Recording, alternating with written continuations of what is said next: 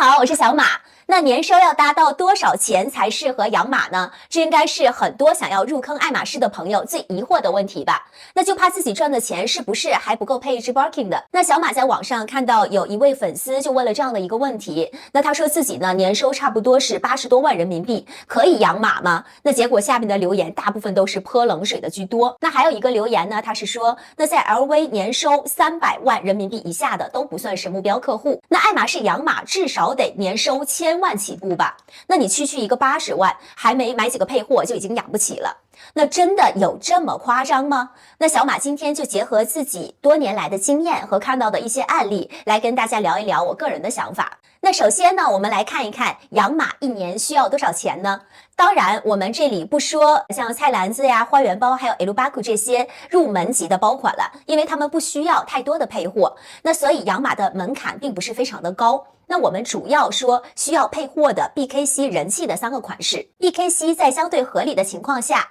那配比是1:1，甚至是1:1.5的范围内是可以拿到的。但是如果运气不好，遇到不靠谱的 SA， 那配货比就直冲到1:2也是有可能的。那所以呢，在一般的情况下，一年如果我们能拿出50万人民币养马，那入手2个普皮的 BKC 应该还是算是没有问题的。那就算是运气不好，交了点学费，那60万应该也还是可以打得住的。那所以你说80万的年收可以养马吗？那看起来按理说应该还是可以的。但是呢，养马这件事情除了跟收入有关之外呢，跟我们在其他方面的消费支出，甚至是我们为了赚钱而付出的成本也是有很大关系的。那所以如果是小马的话，我会在入坑养马之前先做好3笔算账。那第一笔账呢，是算我现在的经济负担有多重。那举个例子来说明，我有一位粉丝，他有时候会帮他的表姐去拿一些爱马仕的包和配货去做回收。那所以闲聊的时候呢，也讲过一些关于他表姐的情况。那据说这位表姐呢，她的年收也就60多万人民币，但是呢，早早就已经开始养马了。那我听了呢，也是非常的惊讶，因为印象中会觉得这个收入水平养马是有一点费力的。那再深聊，其实才知道，原来这位表姐呢，早在读大学的时候，她的父母就已经给她买好了车子和房子，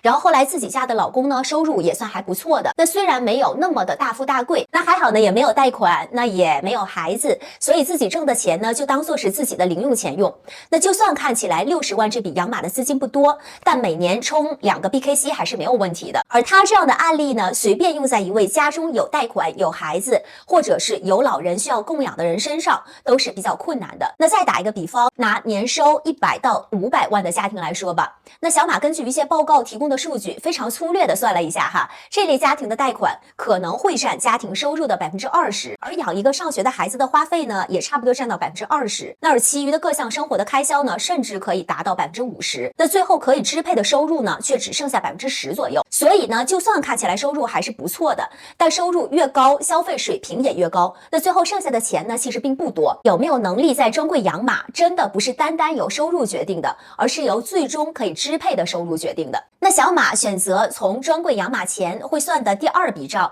是算我为了赚钱所付出的成本到底有多高。那打一个比方来说，那就算是 A 和 B 2个人都是一年赚1000万人民币，但是 A 的财富呢，主要来自于繁忙的工作，然后要加很多班，熬很多夜，牺牲大量的时间和健康才能得到。而 B 呢，可能是通过家族的帮助，或者是自己常年的打拼，已经拥有了能够不停创造财富的事业和资产，所以就算他不花太多的时间精力在赚钱这件事情上，也是会有不错的收入的。所以 A 和 B 2个人在赚钱上投入的时间精力成本不同，那他们入坑养马之后的心理状态有可能也是不同的。那小马曾经跟一位粉丝朋友聊过，然后呢，他说的话呢，让我还是挺有感触的。他养马不到2年，那花了上千万的人民币，也拿到了几只好包，但是他现在已经决定退坑了，因为他回头看的时候呢，发现竟然是失落大于快乐。然后他说呢，失落不是因为他觉得钱花的太多了，而是觉得自己在有点浪费生命。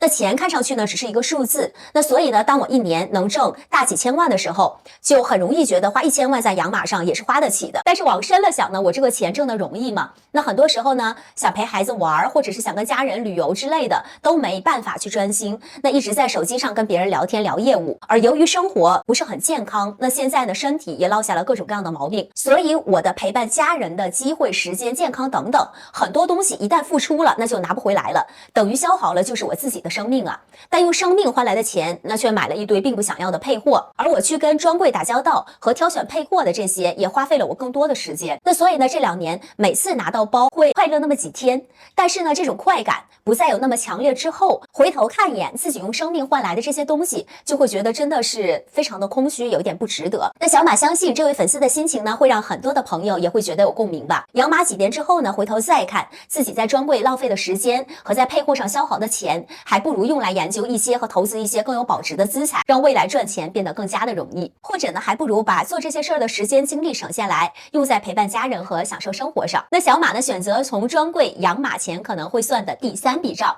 那就是在我心里能接受的范围内，我的试错成本可以有多少。那这决定了我什么时候要及时止损，或者是另寻其他路。那因为呢，作为新手的养马人，可能会由于不了解爱马仕的规则而吃亏，也可能呢会由于运气不好，遇到了海王的 SA， 就一直被牵着鼻子买配货，都超额配了，却还是不给包。那如果没有给自己设立一个试错成本的封顶值的话，那我们就有可能会闷着头一个劲儿的往里面砸钱，那最后一算账才发现花的钱完全超出了自己的心理预期，那就算拿到包也不会太开心。那所以说呢，比如我有30万预算的情况下，我就先拿出10万来试错，那等着10万快花完的时候呢，我可能做一下复盘，如果 SA 还没有给包的意思，那看起来就没有什么太大希望的话，那我就会及时的止损。而我手里呢还留有20万，所以我可以选择换一家店，或者换一个 SA 重新来过。那或者呢，也可以直接去二手店买个现货。所以养马最好不要不撞南墙不回头，那先算好试错成本的封顶值，那给我们自己留一条后路，可以重新开始。那说完了这3笔账之后呢，那我们最后再回过头来看看